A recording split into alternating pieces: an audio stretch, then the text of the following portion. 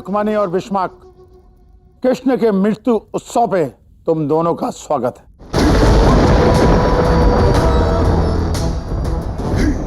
नित्य आरंभ किया जाए।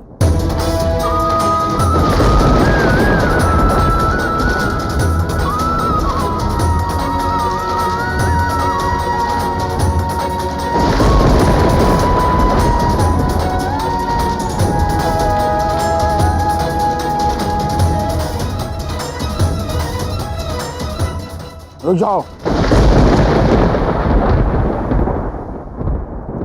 बोलो गुप्तचर, कृष्ण के अंत का शुभ समाचार सुनाओ। क्षमा करें महाराज, वह कृष्ण जीवित है।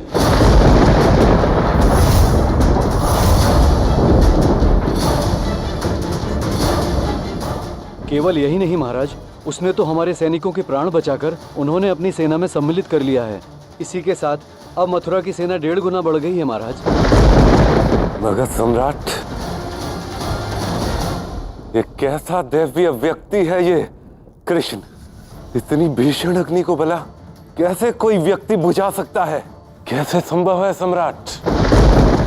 उसने उस भीषण अग्नि को बुझाकर स्वयं को तो बचा लिया और साथ ही साथ हमारी सेना को भी बचा ले गया। वो कदाचित वो कृष्ण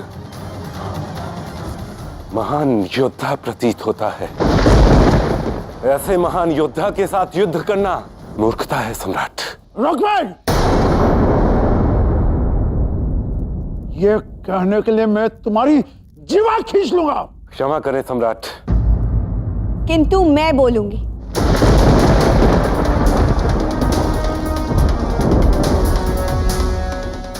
मैं समझ गई कृष्ण को। आप में से कोई भी उसे परास्त नहीं कर सकता, क्योंकि आप तो केवल शक्ति से लड़ते हैं,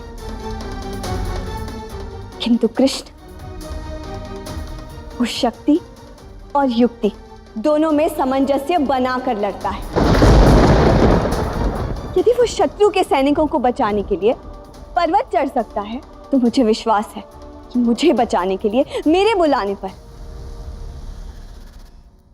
वो मेरा विवाह शिशुपाल से कदापि नहीं होने देगा।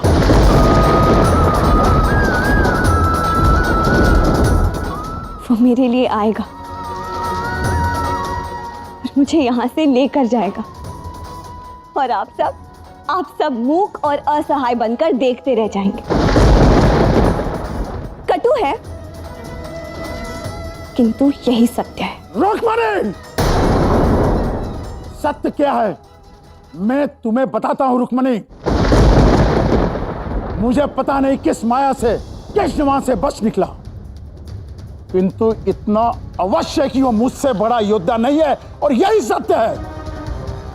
मुझसे विशाल सेना किसी के पास नहीं है। पूरा भारतवर्ष मेरे साथ है, और यही सत्य है। मैं मगध सम्राट जरासंध आज ये प्रतिज्ञा लेता हूं, आज से हर सुबह कृष्ण पर मैं तब तक आक्रमण करूंगा जब तक वो कृष्ण मर नहीं जाता।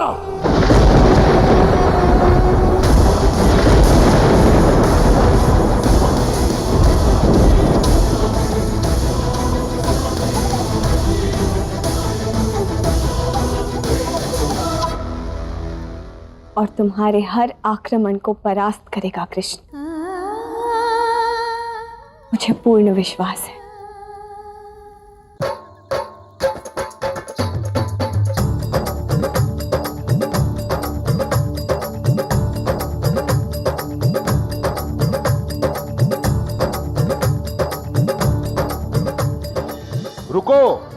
रुको।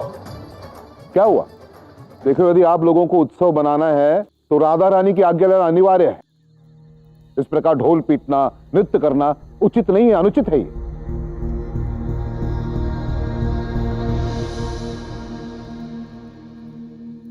क्या हुआ?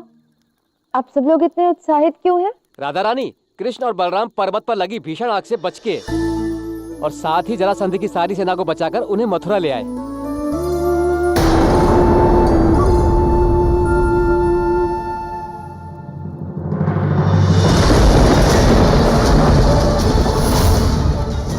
ईश्वर, तुम्हारा कोटि कोटि धन्यवाद कि कृष्ण सुरक्षित है। अरे आप सब लोग रुक क्यों गए? चलिए उत्सव मनाइए।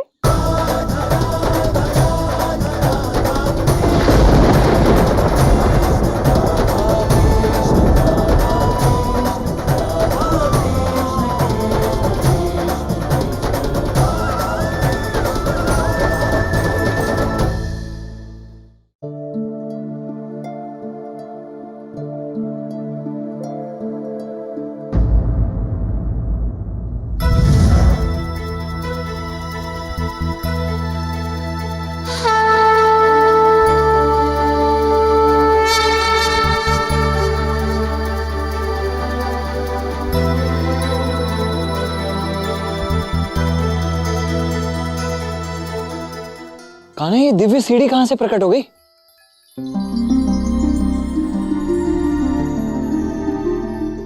दिव्य निमंत्रण है, देखते हैं।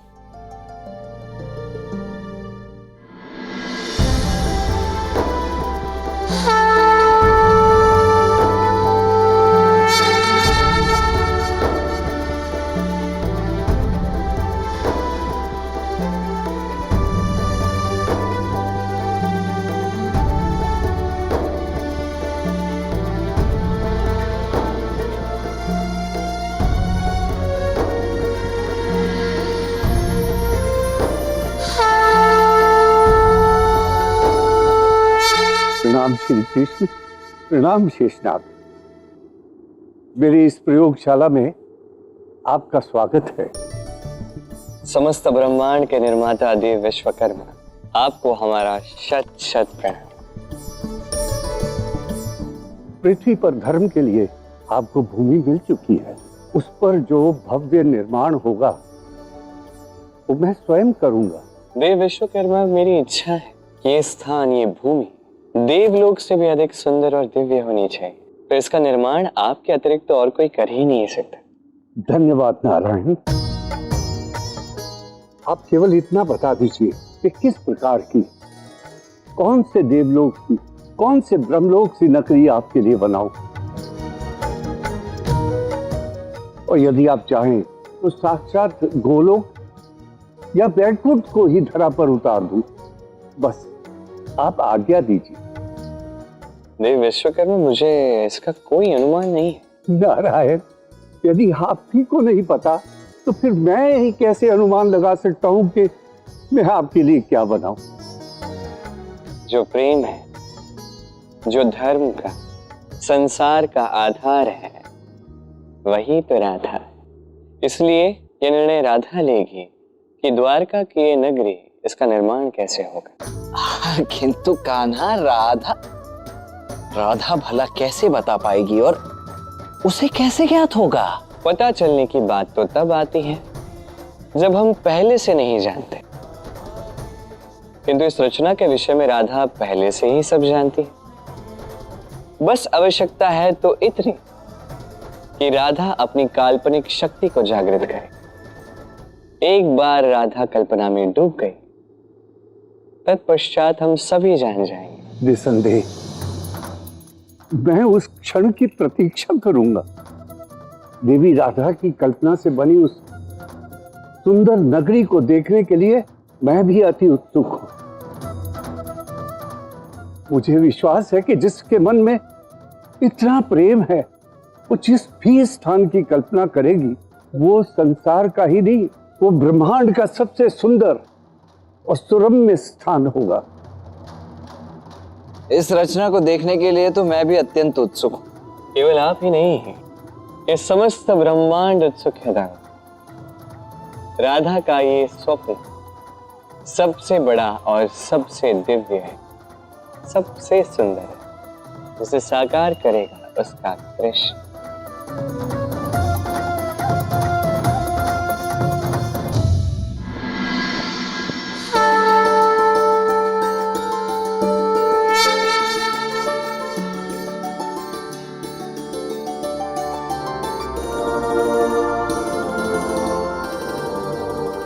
कृष्ण और बलराम, तुम्हारी विजय गाथा सुनकर रेवती तुरंत ही यहाँ चली आई। ओ हाँ हाँ हाँ, मैं तो भली भांति जानता हूँ हमारी विजय गाथा सुनकर ही तो आई हैं, दाऊ से मिलने तो नहीं आई होंगी, क्यों भाभी जी?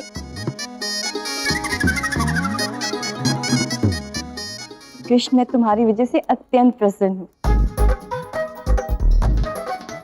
रेवती जी, वो विजय तो हम दोनों की हुई ना? भाभी देवर की होती है बलराम जी। हाँ, सीख जाओगे, समय लगेगा। मैं हूं ना, अरे मैं तो सिखाने के लिए, आपको तो क्या था। अवश्य, तुम रहोगे तो मैं तो सब कुछ सीख जाओगे। सीख ही जाऊंगा।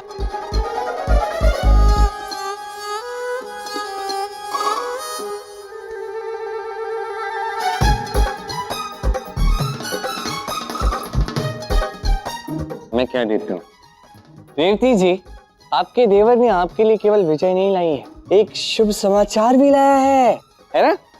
है ना? बताता हूं।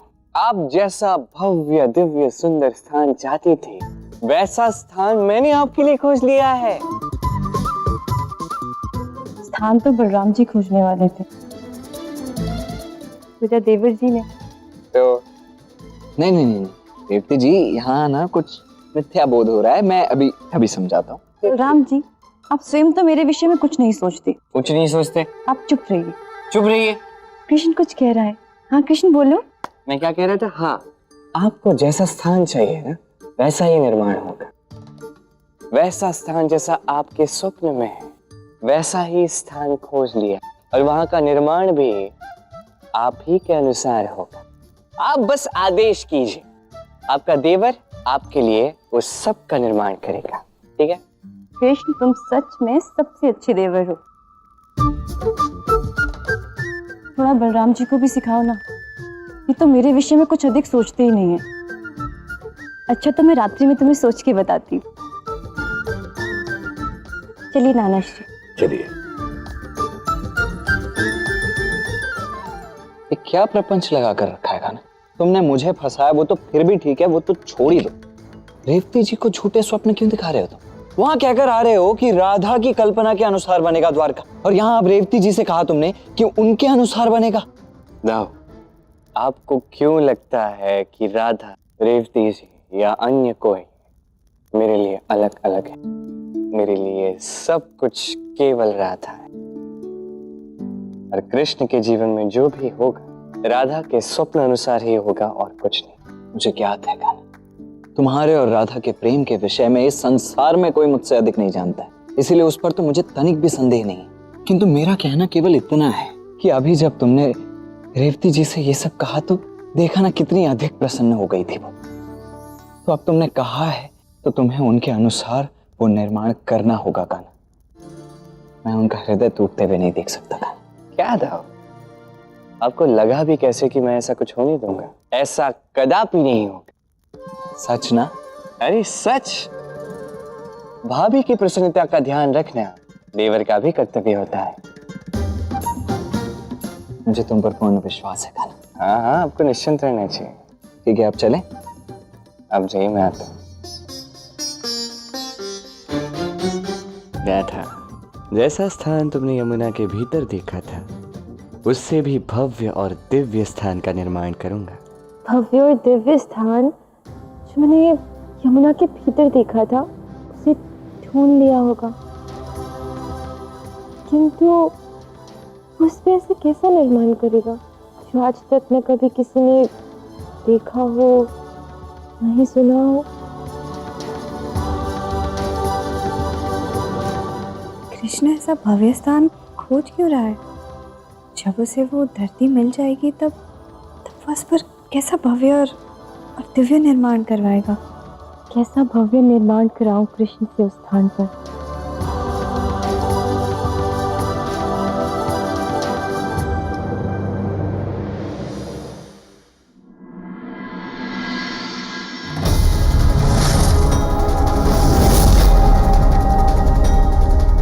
ऐसा प्रतीत होता है जैसे देवराज इंद्र की सभा है। कहीं कुबेर का अक्षय पात्र तो नहीं? ब्रह्मा जी का कमल?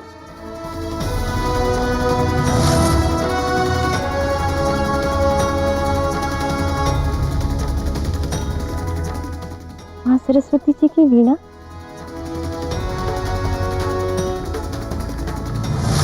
ये तो देवताओं का नंदनवन प्रतीत होता है। अग्निदेव का अखंड कुंड।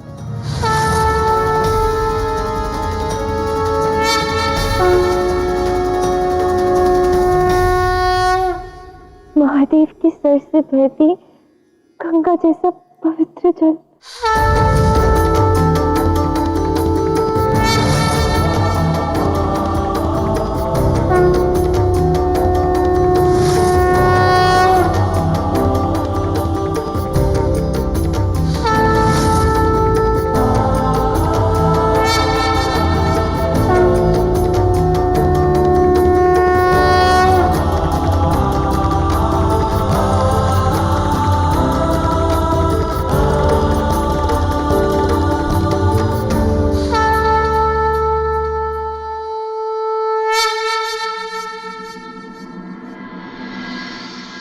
कैसा स्थान, ये सब हो, ये क्या? मैंने तो एक ऐसा निर्माण देख लिया जो संसार में सबसे सुंदर है। ये कैसा भव्य स्थान देखा मैंने। मुझे तो मेरे विवाह के लिए ऐसा ही स्थान चाहिए।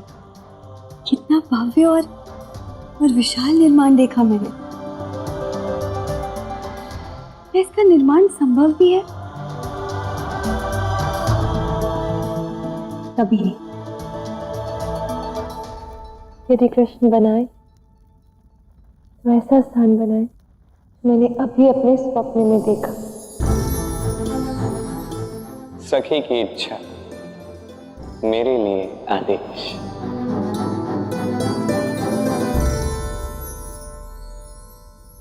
ये स्वप्न जो मुख्यतः मेरी राधा का है, वो रेवती ने, अन्य किसी ने देखा, क्योंकि उनकी इच्छाएं, उनकी गाथा इस स्थान से जुड़ी है। किंतु ये स्थान, ये महानिर्माण, ये राधा का ही है। वही सब देख रही है, वही मेरे द्वारा ये द्वारका बना रही है। हे श्री कृष्ण, देवी राधा ने जो निर्माण अपने स्वप्न में देखा है बड़ा ही भव्य और दिव्य है। मुझे इसे बनाने में बड़ा आनंद आएगा। तो शीघ्र इसका निर्माण पूर्ण कर दीजिए। ये राधा का सबसे सुंदर, नहीं, ये ब्रह्मांड का सबसे सुंदर स्वप्न है। इसे साकार कीजिए।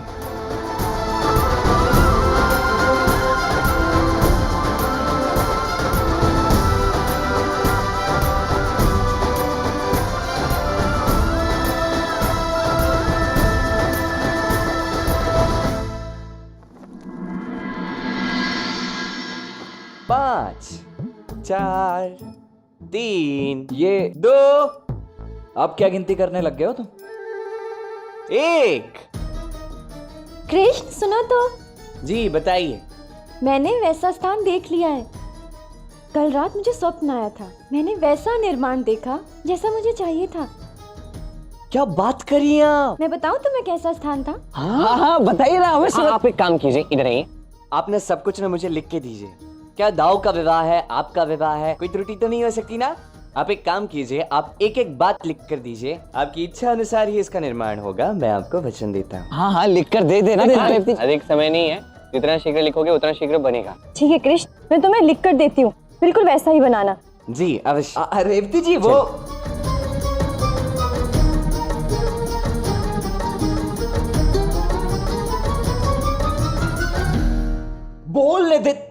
बोलने देते ना उन्हें। बोल रही थी ना, बता रही थी ना कुछ। तुम बहुत बहुत बड़े वाले दुष्ट हो। क्यों? अरे मेरा विवाह है, मेरे विवाह स्थल के निर्माण के विषय में मुझे सुनने ही नहीं दे रहे हो तुम। और इसके पीछे कुछ कारण है। हाँ कारण होगा। समझिए, ये उत्साह जो होता है ना, ये उत्साह उस क्षण को विशेष बनाएगा। समझो ना, आपको जानना क्यों, आप सीधा देख लेना ना। वैसे भी इसका निर्माण तो अत्यंत सुंदर और भव्य होगा। इसे बनाने का दायित्व मेरा है, मेरी राधे के स्वप्न के अनुसार जो इसे बनाना है।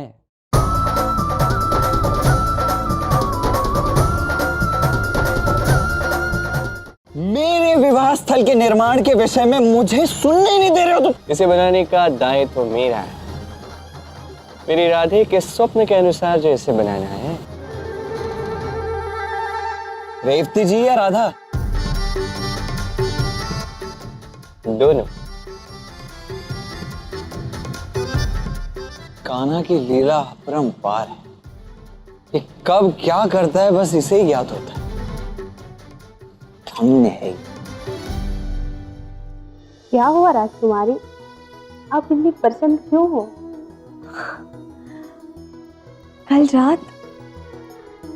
कल रात मैंने स्वप्न में एक भव्य निर्माण देखा। एक ऐसा स्थान जिसे देख साक्षात देवता भी चकित हो जाए।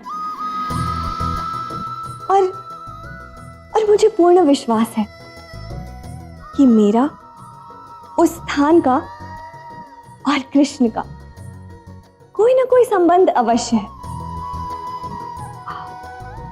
वो क्या है ये तो मैं नहीं जानती, किंतु शीघ्र ही पता चल जाएगा। एकदम देवलोक जैसी भव्य नगरी देखी मैंने। ऐसी नगरी जहाँ सारे देवलोक की, ब्रह्मलोक की, सारे देवी देवताओं की सुंदर वस्तुएं हैं, ऐसी दिव्य नगरी देखी मैंने। और राधा, तुम जानती हो, मुझे लगता है कि मेरे विवाह के मंडप के लिए यही स्थान होगा। और ये स्वप्न कब देखा तुमने? कल रात्रि। और जानती हो, मुझे कृष्ण ने वचन दिया है, चाहे कुछ भी हो जाए, वो मेरे विवाह के लिए बिल्कुल ऐसी ही नगरी का निर्माण करेगा। अच्छा, मुझे तो यकीन नहीं हो रहा राधा कि मेरा और बलराम जी का विवाह ऐसे भव्य स्थान पर होगा।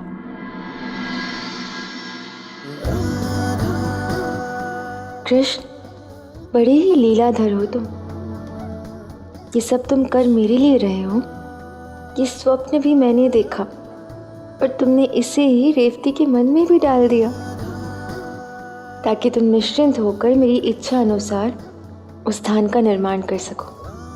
अब मुझे पूर्ण विश्वास है कि वो स्थान जो मेरा स्वप्न है अवश्य साकार होगा, और उसे तुम शीघ्र ही साकार करोगे, और फिर तुम मुझे सदा सदा के लिए वहाँ ले जाओगे।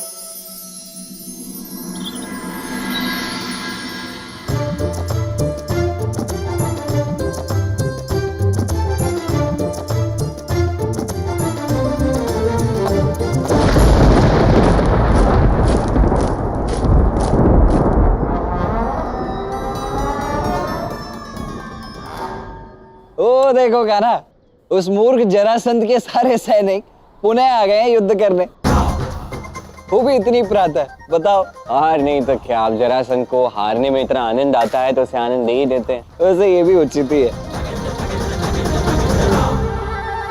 तुम यहाँ बैठे बैठे क्या कर रहे हो? देख रहे हो। ये देखने का समय नहीं है, चलो उठो, युद्ध कराते हैं। आओ। मुझे आने की आवश्यकता ही क्या है? मुझे विश्वास है आप जाके संभालोगे। जाओ, परास्त कर दो सबको।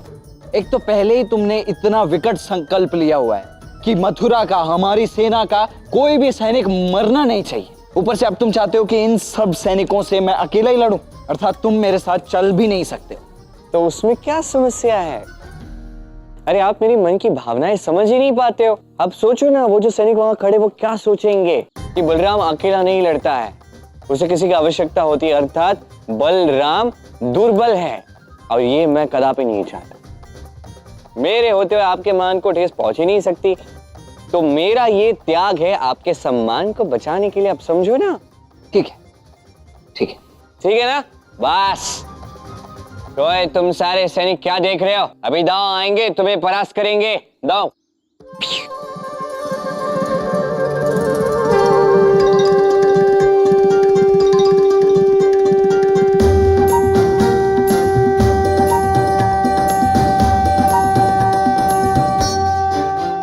सत्य में लीलाधारी है।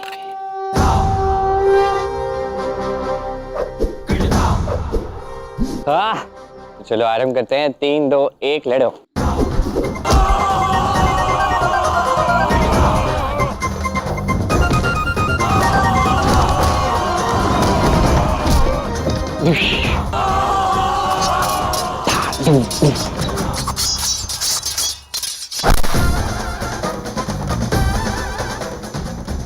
और ये आए दाओ और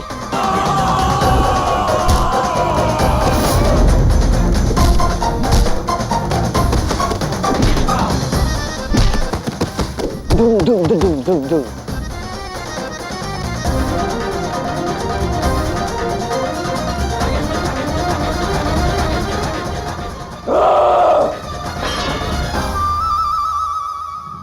अरे रुको, रुको।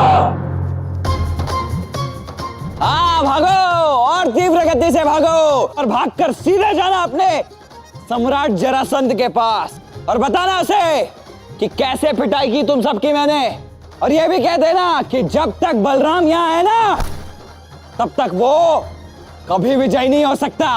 हाँ भागो। क्या पीटा है आपने इन्हें? आनंद आ गया। लोहे के चने चबा दिए इनको आपने। हाँ, आनंद तो अति आया होगा तुम। कभी तो स्वयं भी कुछ काम कर लिया करो कान्हा। कभी तो मुझे भी अवसर दे दो कि मैं भी कहूं कि वाह कान्हा वाह, क्या युद्ध लड़ा है तुमने, अति उत्तम। मैं भी बैठकर ऐसे प्रशंसा कर सकूं तुम्हारी।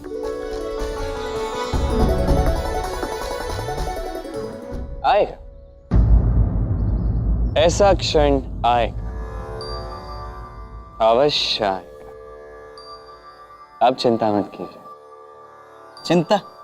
चिंता तो मुझे इस जरासंध की हो रही है।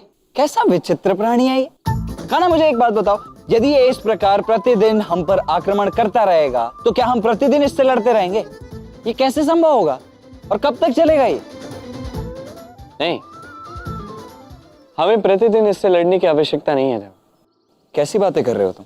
यदि ये आक्रमण करेगा, इसका सामना तो करना ही होगा ना हमें। क्या है, आप बहुत छोटी सोचते हो, मैं ना बहुत दूर की सोचता। हाँ, उससे भी दूर की सोचता।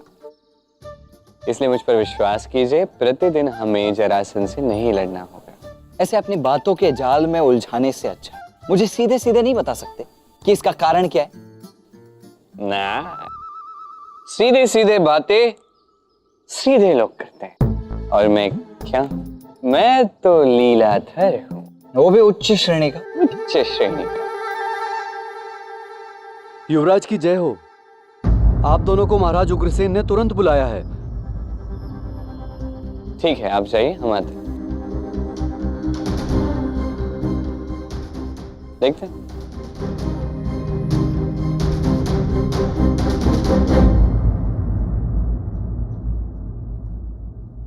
क्या हुआ नानाश्री, आप चिंतित प्रतीत हो रहे?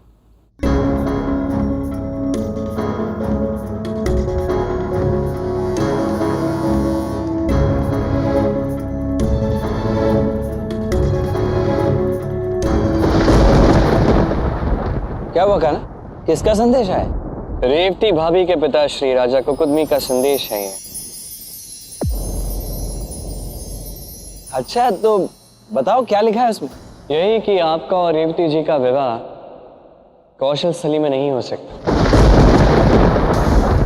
लिखा है कि जरासंध ने उन्हें ही नहीं, भारत के प्रत्येक राजा को ये चेतावनी दी, यदि किसी ने भी मथुरा के साथ कोई भी संबंध रखा, वो उन्हें अपना शत्रु मान ले। इन्हें भय इस बात का है कि यदि ऐसा न हो जाए कि आपके और रेवती जी के विवाह में जरासंध कौशल स्थली पर आक्रमण करे, ऐसे में अनेक निर्दोषों के प्राण जा सकते हैं। किंतु कृष्ण, बलराम का विवाह तो करना ही होगा ना, यह हमारे सम्मान का विषय है। अब जरासंध की चेतावनियों से भयभीत होकर हम बलराम के विवाह को रोक तो नहीं सकते ना। आपने संदेश ठीक से नहीं पढ़ा नानाश्री। वहां पे लिखा है विवाह कौशल स्थली में नहीं हो सकता। ये विवाह नहीं हो सकता, ऐसा नहीं लिखा। किंतु कृष्ण, समूचे भारतवर्ष में यदि कोई स्थान ही नहीं देगा तो फिर बलराम का विवाह होगा कहां? आप चिंतित मत होइए नानाश्री, क्योंकि विवाह के लिए तो हमारे पास एक अत्यंत विशेष स्थान है। क्यों कान्हा? ओहो, उत्साह तो देखो हमारे होने वाले वर का है। जी हाँ नानाश्री, एक अत्यंत सुंदर स्थान, और वो स्थान है हमारी मथुरा। मथुरा? किंतु कृष्ण, मथुरा में तो प्रतिदिन युद्ध हो रहे हैं। आप इन्हें तो कहा ना नानाश्री, यहाँ प्रश्न हमारे सम्मान का है, विवाह तो होना ही चाहिए। क्यों? तुम ठीक कह रहे हो कृष्ण, तो प्रबंध आरंभ किया जाए। बलराम का विवाह मथुरा में ही होगा।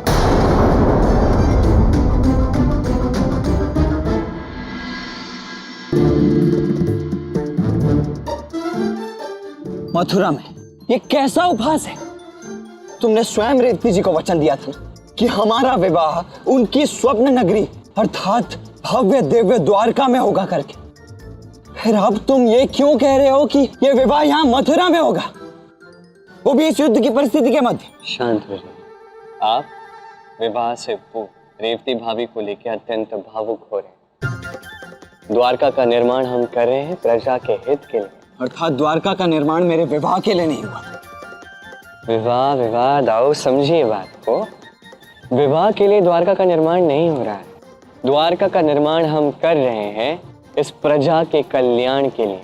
तो तुमने रेवती जी से ये वचन दिया ही क्यों? उन्हें सत्य बताया क्यों नहीं कहा ना? शांत हो जाइए, शांत। आपका विवाह भी होगा, समझिए। विवाह में एक विधि तो नहीं होती, अनेक विधियां होती हैं। अनेक विधियां होती हैं कि नहीं? होती है कि नहीं? होती है। हाँ, इसी प्रकार आपका विवाह आरंभ होगा मथुरा में, संपन्न होगा द्वारका में। अरे किंतु मेरा प्रश्न ये है कान्हा कि आधा यहाँ आधा वहाँ, ऐसा क्यों? क्रोध प्रश्न, क्रोध प्रश्न, क्रोध प्रश्न, प्रश्न प्रश्न, क्रोध क्रोध, पागल हो जाऊंगा मैं ऐसे। अरे शांत हो जाइए, कभी विश्वास कीजिए मुझ पे। धर्म स्थापना करने आया हूँ, कुछ तो होगा मेरे मन में, दिमाग में कुछ। विश्वास कीजिए ना। अब जो भी आपका प्रश्न होगा ना, उसका उत्तर आपको द्वारका निर्माण के पश्चात ही मिलेगा। अब कुछ बोलना नहीं। नहीं, आप मुझे ना एक बात बताइए, आपको रेवती भाभी के साथ विवाह करना है या नहीं करना है? मैं सब कुछ बिगाड़ सकता हूँ, आपको भी ज्ञात है। आपको रेवती भाभी के साथ विवाह करना है या नहीं करना है? उत्तर चाहिए मुझे, प्रश्न नहीं। करना है। करना है ना? जैसा मैं कहता हूँ वो सब सुनिए ना। सुनेंगे या नहीं सुनेंगे, आप बताइए। सुनूंगा। हाँ, बहुत अच्छे। अब चलिए। किंतु कहाँ?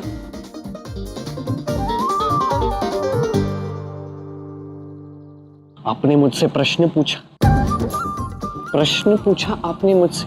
नहीं नहीं नहीं, किसी और ने पूछा होगा, मैंने नहीं। जाने? हाँ मेरे भोले दाऊ।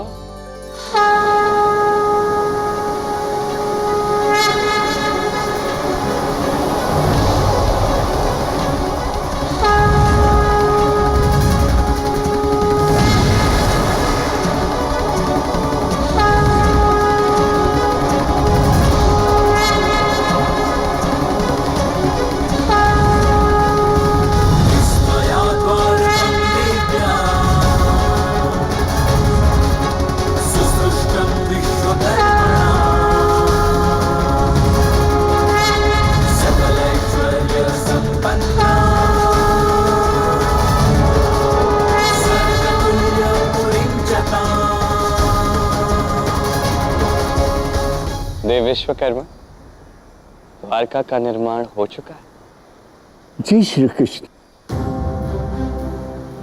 इस धर्म भूमि, इस प्रेम भूमि का निर्माण पूर्ण हो चुका है। देवी राधा के स्वप्न के अनुरूप ही ये धरा समस्त संसार के किसी भी स्थान, यहाँ तक कि गोलोक और वैकुंठ से भी अधिक सुंदर बना।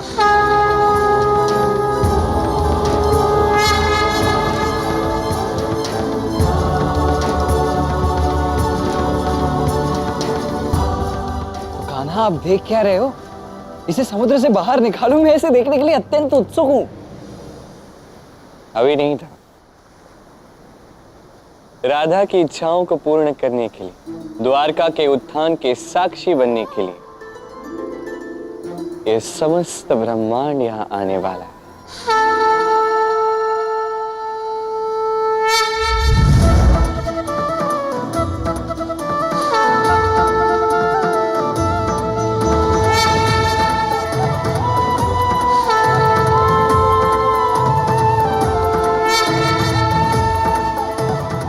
महादेव, राधा की इच्छा है कि द्वारका में भी गंगा जैसा ही पवित्र जल बहे। क्या ये हो सकता है? अवश्य।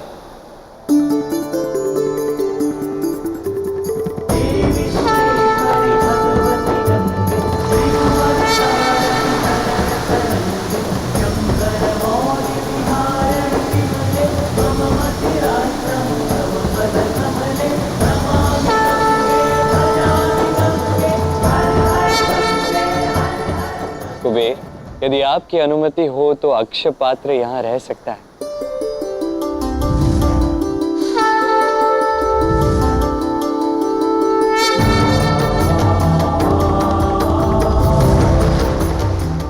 ब्रह्मदेव, क्या आपके कमल की सुगंध इस द्वारका में रह सकती है?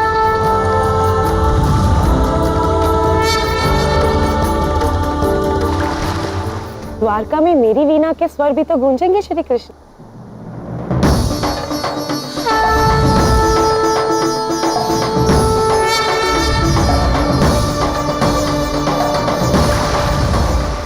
इंद्रदेव, मैं सोच रहा था यदि आप जैसी ही सभा द्वारका में भी लग जाए तो आपको कोई समस्या तो नहीं होगी? नहीं श्री कृष्ण, ये तो मेरा सौभाग्य होगा।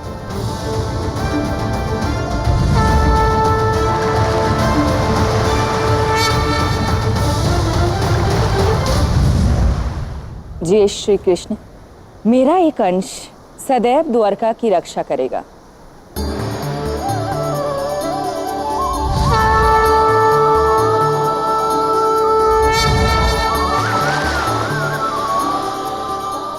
राधा के इस स्वप्न को साकार करने के लिए मैं आप सभी का आभारी। नहीं श्री कृष्ण, हम इस सुंदर और अलौकिक रचना में अपना योगदान दे सके, इसके लिए हम सौभाग्यशाली। हाँ कान्हा, अब हमारे धीरज की इतनी भी अधिक परीक्षा मत लो, शीघ्र ही उत्थान करो द्वारका का। समस्त देवताओं और सकारात्मक शक्तियों की उपस्थिति में आज द्वारका के द्वार खुलेंगे। ये नगरी राधा का सबसे पवित्र स्वप्न है। द्वारका का द्वार स्वर्ग का आधार बने।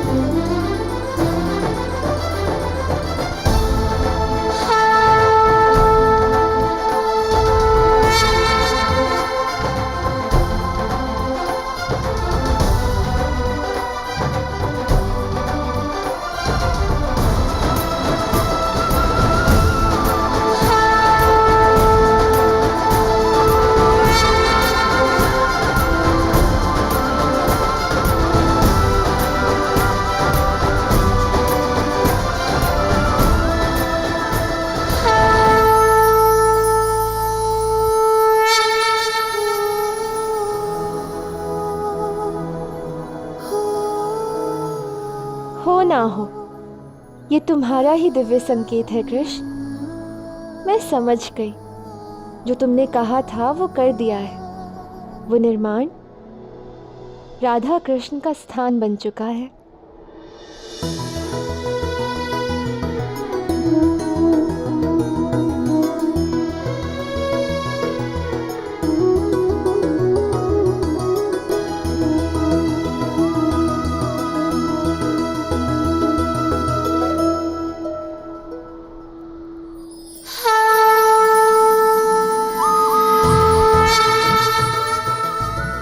कृष्ण, तुमसे इतना प्रेम करती हूँ, पर तुम कैसे दिखते हो ये तक नहीं जानती। अब मैं और प्रतीक्षा नहीं कर सकती। अब मैं अपना प्रेम शीघ्र ही तुमसे स्वयं व्यक्त करूंगी, ताकि तुम यहाँ आओ और मुझे सदैव के लिए अपने साथ ले जाओ। मैं तुम्हें और तुम्हारे द्वारा किए जाने वाले भव्य निर्माण को देखने के लिए आतुर हूँ। पुनर्मिलन क्षण आने को है।